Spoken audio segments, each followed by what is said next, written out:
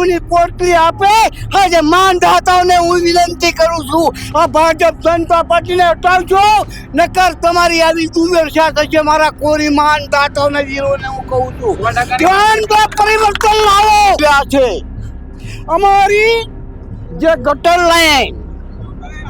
ગટર લાઈન નાખે છે ખેડૂતની પરમિશન જોઈ ખેડૂતની અંદર ખોદકામ ના કરી શકે જ્યારે સરકારની મંજૂરી લેવા માટે જવી તો ખેડૂતના દીકરાઓને મંજૂરી ના આપે પોલીસ આવી અને ખેડૂતના દીકરાઓ પર લાઠીચાર્જ કર્યો આજે કોઈના માથા ફોડી નાખ્યા કોઈના હાથ પાડી નાખ્યા આ ખેડૂતના દીકરાઓને જેલના હવાલે કરી નાખ્યા। રેજીભાઈ સરકાર તો એવું કહે છે કે અમે ગરીબોની સરકાર છીએ ખેડૂતોની સરકાર છીએ ભૂપેન્દ્રભાઈ હોય નરેન્દ્ર બધું એવું જ કહે છે ખેડૂતોની સરકાર છે જ નહીં આ સરકાર રહી ને એ અદાણી અંબાણી અને ઉદ્યોગપતિઓની સરકાર છે પણ ખેડૂતના દીકરાઓ પર આ ભાજપ જનતા પાર્ટી સરકાર મારે નરકંઠા વિસ્તારની વાત કરવી છે પહેલી વાત તો અહીંયા છે મારા 20 વર્ષથી પાણીઓની માગણી કરતા હોય નથી કેનાલ નથી પાણી મારા ખેડૂતના દીકરાઓ આજે મંજૂરી લેવા માટે ગાંધીનગર સુધી પહોંચ્યા હતા તો આ ભાજપ જનતા પાર્ટી સરકારે મંજૂરી નહોતી આપી હવે 5 થી 10 કરોડ રૂપિયા આનો ભાવ ને પણ આને કોઈ 50,000 में કોઈ ખરીદી કરવા તૈયાર નહીં થાય અને અમારા છોકરા જો ભૂખ્યા મરશે અને કોઈ પણ ખેડૂત આત્મવિલોપન કરશે તો એની જવાબદારી ખેડૂતની જેટલા ખેડૂતો અહીંયા આત્મવિલોપન કરશે એની જવાબદારી સરકારની રહેશે આ ખેડૂતનો દીકરો છે અને આજે ખેડૂતના દીકરામાં ભાજપ જનતા દયાહીન છે। અમદાવાદ જિલ્લાના સાણંદ તાલુકાના ડરણ ગામમાં ધીરે ધીરે ખેડૂતોની સંખ્યા વિરોધ પ્રદર્શન માટે વધતી જાય છે। એમની માંગ એક જ છે કે જે ખેતરમાંથી જે પાઇપલાઇન કાઢવામાં આવે છે એના બદલે બાજુમાં જ નહેર છે ત્યાંથી કાઢવામાં આવે તમને વાંધો નથી કારણ કે મહામૂલી જમીન જે છે તેમની બરબાદ થઈ રહી છે। આ જો તમે આ ખેડૂતો અહીંયા વિરોધ પ્રદર્શનમાં જે ખાડા સરકારની જેસીબી ખોદ્યા છે ત્યાં રહીને તેઓ ઊભા છે વિરોધ પ્રદર્શન કરી રહ્યા છે। અહીંયા તમામ તમે જુઓ તો બુઝુર્ગ લોકો પણ છે અહીંયા યંગ છોકરાઓ તમામ લોકો પોતાના વિરોધ છે અહીંયા દર્શાવવા માટે આવ્યા છે પણ એક સૌથી મહત્વપૂર્ણ બાબત બાદ 7-8 દિવસ થઈ ગયા છે હજુ સુધી તંત્ર તરફથી કોઈ એવો વ્યક્તિ અથવા તો જે લોકોને ચૂંટે છે એ લોકો એવા ધારાસભ્ય હોય કે સત્તા પક્ષના લોકો હોય કોઈ સંવાદ કરવા નથી આવ્યો કે કેમ ક્યાં કેવી રીતે એમ કેમ દુઃખી છે તે કેવો આજે ભૂખ્યા તરસ્યા સવારથી આવીને બેસી જાય છે પોતાનું વિરોધ પ્રદર્શન કરે છે। આપણી સાથે સ્થાનિકો છે તેમની સાથે વાત કરીશું। મારું ગામ છે કુંડર। અચ્છા કુંડળથી આવ્યા છો તમે અહીંયા સપોર્ટ કરવા? કુંડર માનકોટ ચોકડીથી આગળ કુંડર ગામ મેં જોયું છે કુંડળ તાલુકો સાણંદ જિલ્લો અમદાવાદ રાજપૂત ખોડાભાઈ મારું નામ। બિલકુલ કેમ આવ્યો છો આપ અહીંયા?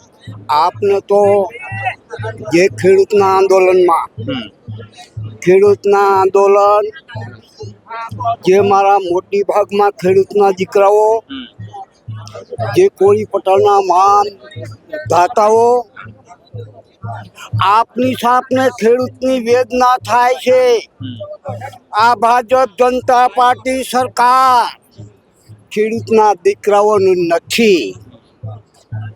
આજે 5 ઉદ્યોગપતિઓની સરકાર છે। 5 ઉદ્યોગપતિની સરકારના કારણે આજે આ ખેડૂતના દીકરાઓ જે માનધાતાના વીરો મારા કોરી પટેલ સમાજ દરેક ખેડૂત સમાજ આ આંદોલનની અંદર આજે દુઃખ અનુભવી રહ્યા છે। અમારી જે ગટર લાઈન નાખે છે ખેડૂતની પરમિશન જોઈ ખેડૂતની અંદર ખોદકામ ના કરી શકે જ્યારે સરકારની મંજૂરી લેવા માટે જવી તો ખેડૂતના દીકરાઓને મંજૂરી ના આપે। શા માટે ના આપે? ખેડૂત જગતનો તાજ છે પ્રધાન્ય સ્થાન છે।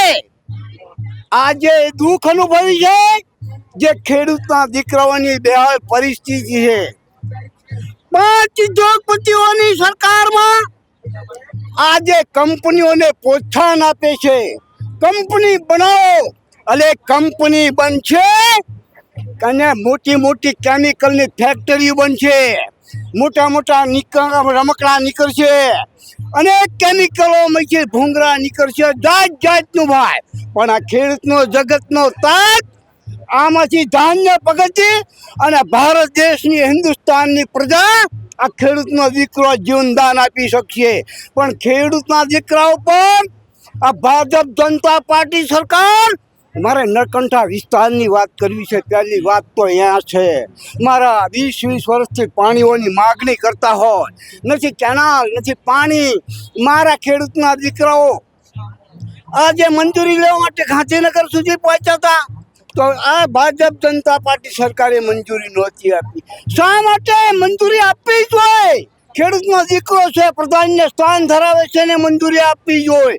મારા ખેડૂતના દીકરાઓએ મંજૂરી ના મળી એટલે ખેડૂતનો દીકરાઓ રેલીઓનું આયોજન કરી, સંગઠન કરી, રેલીઓનું આયોજન કર્યું, રેલીઓ કાઢી, પોલીસ આવી ભાઈ, પોલીસ આવી અને ખેડૂતના દીકરાઓ પર લાઠીચાર્જ કર્યો. આજે કોઈના માથા ફોડી નાખ્યા, કોઈના હાથ બાંધી નાખ્યા. આ ખેડૂતના કઈ ખેડૂતના દીકરાઓને જેલના હવાલે કરી નાખ્યા. ખેડૂતના દીકરાઓને જેલના હવાલે કર્યા. કંઈક નાસી પાસ થઈને ઘરે પહોંચે, ઘરે જાય ને, ઘરે જાય ત્યારે એમની પત્ની પૂછે, બહેન પૂછે, ભાઈ પૂછે, દરેક સમાજ પૂછે કે તમને કોને માર્યા, કોને માર્યા? પોલીસ વાળાએ માર્યા. કેટલું પત્નીને, બહેનને, ભાઈને, દરેક સમાજને કેટલું દુઃખ લાગે. આ ભાજપ જનતા પાર્ટીના શાસનમાં કર્તવ્યહીન થઈ સરકાર. મારે દુઃખ સાથે વ્યક્ત કરવું છે. બોટાદનું હળદર ગામની અંદર ગ્રામ પંચાયતની અંદર ખેડૂતના દીકરાઓ પર લાઠીચાર્જ કર્યો છે. અને મા બાપ દીકરી દીકરા ઊભા હોય અને ઘરમાં ઘૂસીને મા બાપને કોઈને માથા ફોડી નાખ્યા, કોઈને હાથ બાંધી નાખ્યા, કોઈને માથામાં ટક્કરું લાગી અને 84 લોકોને જેલના હવાલે કરી નાખ્યા. આ ખેડૂતનો દીકરો છે. અને આજે ખેડૂતના દીકરામાં ભાજપ જનતા દયાહીન છે. મારે યુવાન ભાઈ બહેનો અને મારા માનદાતાને વીરોને કહેવું છે કે તમે આજે 100 ગ્રામ ગોટા આપે અને 500 ગ્રામ તમને આપે, ચવાણું આપે, દારૂની પોટલી આપે. આજે માનદાતાઓને હું વિનંતી કરું છું, આ ભાજપ જનતા પાર્ટીને હટાવજો, નકર તમારી આવી દુર્દશા થશે. મારા કોરી માનદાતાઓને વીરોને હું કહું છું, પરિવર્તન લાવો. તમારામાં તાકાત છે ભાઈ, તાકાત. મારા યુવાન ભાઈ બહેનોને માતા અને હું સર્વને વંદન કરું છું કે જય હિન્દ, જય ભારત. સાહેબ, શું નામ છે આપનું? મારું નામ છે રૈજીભાઈ. રજીભાઈ, શું કહેશો? આજે વાવણીનો સમય છે, વરસાદનો સમય છે અને ખેડૂતો અહીંયા ઊભા છે તાપમાં. અહીંયા વાવણીનો સમય થઈ ગયો છે, હવે ધરું નાખવાનો પણ ટાઈમ થઈ ગયો છે. વરસાદ પણ 24 કલાકમાં તૂટી પડવાની ફૂલ આગાહી વૈજ્ઞાનિકોએ કરી દીધેલી છે.